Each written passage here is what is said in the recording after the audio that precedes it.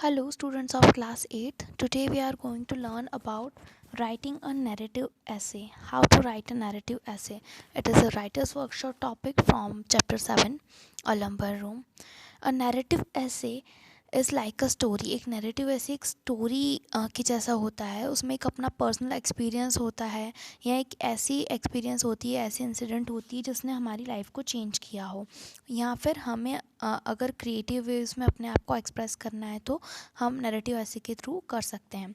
Narrative ऐसे के जो एलिमेंट्स होते हैं वो सारे पार्ट्स जो एक स्टोरी में होते हैं वैसे ही होते हैं. जैसे हम स्टोरीज़ की कैरेक्टर्स और सेटिंग बताते हैं, कहाँ पर वो इंसिडेंट प्लेस हुआ, तो एक प्लॉट डिज़ाइन करते हैं हम.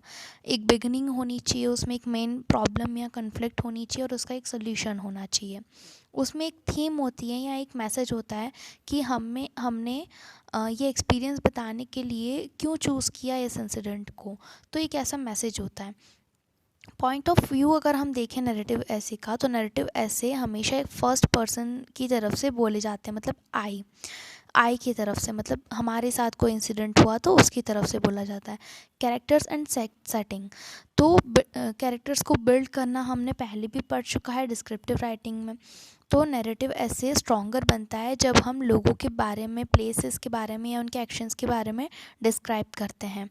प्लॉट क्या होता है कि एक स्टोरी और एक प्लॉट में डिफरेंस होता है. स्टोरी एक सीक्वेंस ऑफ इवेंट्स है, मतलब ऐसे इंसिडेंट्स जो सीक्वेंस में होते रहते हैं. लेकिन प्लॉट हमें रीजंस बताता है कि वो इवेंट्स क्यों वैसे अरेंज होते हैं. स्टोरी हमें इस क्वेश्चन का आंसर देती है कि एंड देन, मतलब उसके बाद क्या हुआ. लेकिन प्लॉट हमें ये समझाता है कि ये इंसिडेंट क्यों हुआ. तो हमें नैरेटिव राइटिंग में प्लॉट डिस्क्राइब करना है. बिगनिंग. हमेशा जब हमें नैरेटिव एसेस में बिगनिंग करनी है तो मेन कैरेक्टर को डिस्क्राइब करना है कि हम किसके बारे में बताने जा रहे हैं. This naturally leads to the challenge the main character faces the resolution and thereafter. और नेचुरली जब हम खुद के बारे में बताते हैं तो हम जो प्रॉब्लम और उसका रिजोल्यूशन बताएंगे तो उसके बारे में हमें नरेट करना ईजी हो जाएगा. Conflict and climax.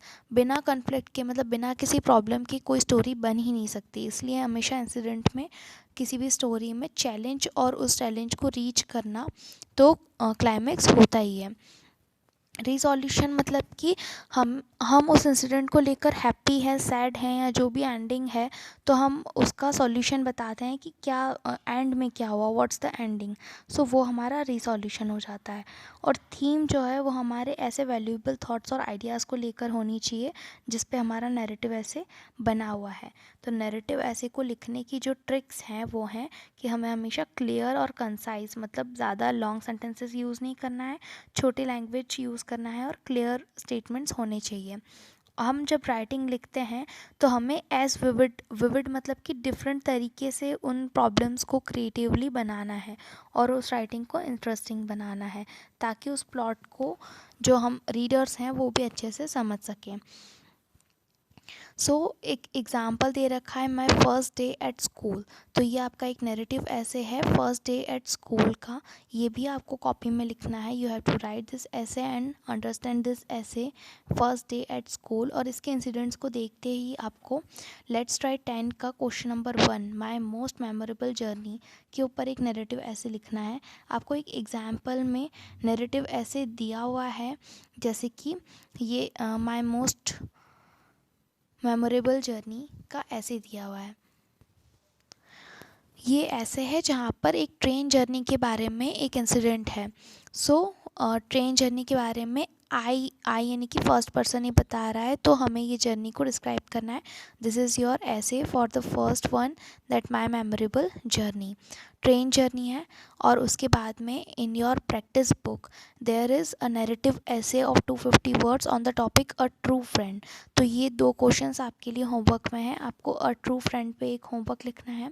सेकंड, आपका प्रैक्टिस बुक में रीडिंग एंड कंप्रेंसेशन पार्ट है. आपको एक पैसेज दिया हुआ है इमेजिनेशन के ऊपर, और आपको एक इमेजिनेशन के ऊपर भी कितना इमेजिनेटिव इस इंसिडेंट को देखकर आप हो सकते हो, उसके ऊपर भी 50-60 वर्ड्स में किसी इंसिडेंट के बारे में बताना है. ठीक है. Being imaginative can also help us overcome obstacles. मतलब कि इमेजिनेशंस क्रिएट करना भी ऑब्स्टिकल्स को, प्रॉब्लम्स को ख़त्म करने का एक पार्ट हो सकती है. उसके लिए आपको 60 to 80 वर्ड्स राइट करना है.